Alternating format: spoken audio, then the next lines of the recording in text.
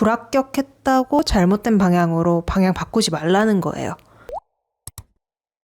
2025년도 거의 막바지죠. 좋은 결과 얻으셔서 이미 입사를 하셨거나 아니면 입사를 앞두고 계신 분들도 계실 거고, 반대로 좋지 않은 결과를 얻어서 2026년 상반기를 위해 준비하고 계신 분들도 분명 계실 겁니다. 오늘은 2026년 상반기를 준비하시는 멘티분들을 위해 과거에 제가 꼭 필요했던 그런 조언들을 해드리려고요. 지금부터 우리가 뭘 잘했고 앞으로 어떻게 나아가야 하는지 같이 살펴보자고요. 먼저 가장 하고 싶은 말은 고생 많으셨다는 말입니다. 여러분들은 이미 잘했고 이 과정을 버텨냈다는 것만으로도 정말 스스로 칭찬해줘야 됩니다. 가끔씩 결과가 좋지 않아서 스스로 자책하시는 분들도 계세요. 근데 여러분들은 이 면접을 위해서 쉽게 준비한 게 아니잖아요. 정말 최선을 다해서 달려주셨는데 내가 원했던 결과가 그냥 아닌 거잖아요. 나와 가장 많이 대화하는 사람이 바로 나일 텐데 내가 나를 자책하면 더 나아갈 힘을 잃게 돼요.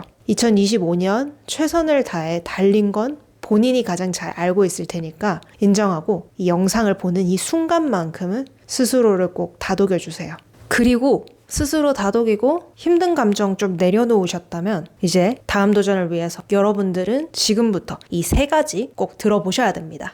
첫째는 원인이 내가 아닐 수 있음을 이해하는 거예요. 면접의 탈락의 모든 원인이 나의 답변과 역량 부족으로만 생각하지 마세요. 지금까지 제 영상을 꾸준히 보고 준비하신 분들이라면 아마도 JD를 보고 분석하고 그에 맞춰서 여러분들의 역량을 잘 어필하셨을 것 같아요. 이렇게 정말 잘 어필했음에도 불구하고 떨어진 거라면 여러분들이 잘못했다기보단 회사 내부 사정이나 아니면 미세하게 직무 타겟이 달랐을 수도 있습니다. 예를 들어서 JD에선 3가지 업무를 나열해놨어요. 하지만 실제로는 1번 일을 하는 직무를 타겟으로 뽑고 있고 나머지는 그냥 부가적으로 추가한 내용인데 면접자가 2, 3번을 타겟으로 준비했다면 면접관은 우리랑 조금 맞지 않은 것 같은데? 라는 생각으로 불합격을 줬을 수도 있습니다. 정말 잘했지만 면접관도 아쉬운 마음으로요. 실제로 이런 경우가 많아요. 하지만 면접자 입장에선 이런 상황을 절대 모르죠. 그러니 여러분들의 문제가 아니라는 점입니다. 그리고 이 밖에도 정말 잘 보고 내부적으로 합격을 줬지만 회사에서 갑자기 채용 TO를 축소하거나 프로세스를 멈추게 하는 경우도 비일비재합니다. 이런 상황에서 가장 위험한 건 결과만 보고 내가 잘못된 답을 했구나 생각하면서 잘한 방향까지 모두 고쳐버린다는 점입니다. 내가 정말 잘 준비했고 누가 봐도 잘했다고 느껴진다면 절대 방향 바꾸지 마세요. 다음으로는 나를 더 보여주는 면접이 아닌 면접관을 위한 면접으로 바꾸는 경우가 종종 있어요.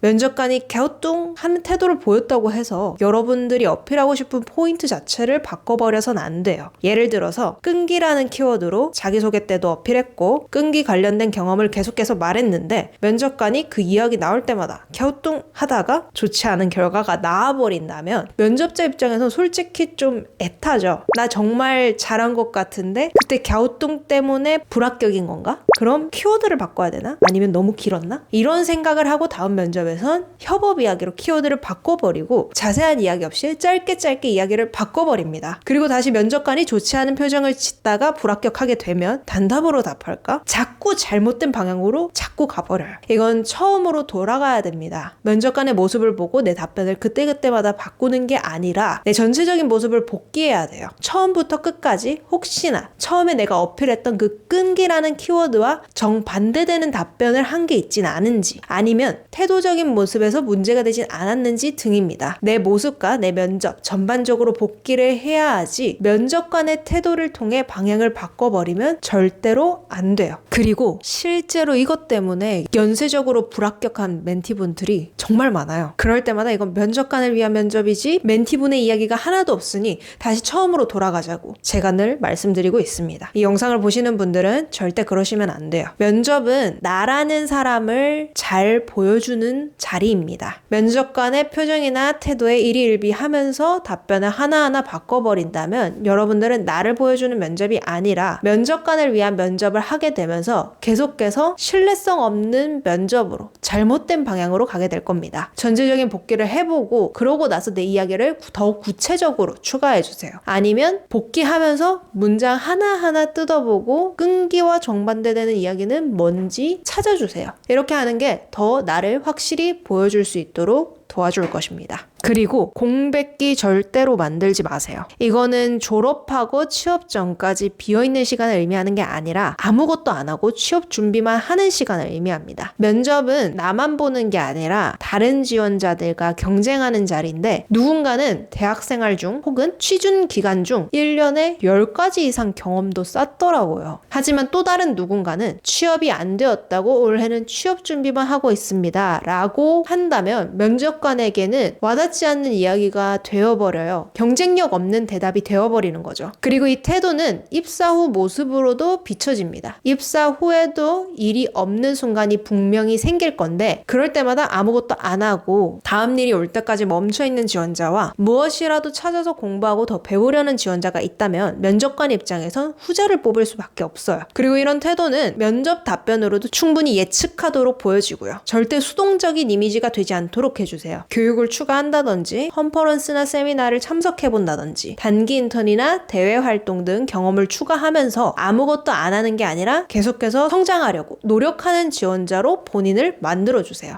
방향성을 말씀드리긴 했지만 가장 중요한 건 복기예요. 복기를 하고 방향성을 찾고 도전해서 면접 10번 보고도 다 떨어진다면 그러면 내가 모르는 무언가를 놓치고 있을 확률이 높습니다. 태도라던가 보여지는 이미지라던가 앞뒤가 다른 답변 등이 있어요. 이런 문제는 나의 시선에선 발견할 수 없을 가능성이 있습니다. 그래서 10번 이상 실패했다면 그때는 3자의 객관적인 피드백을 받아야 할 것이고 이건 고정 댓글 확인해주세요.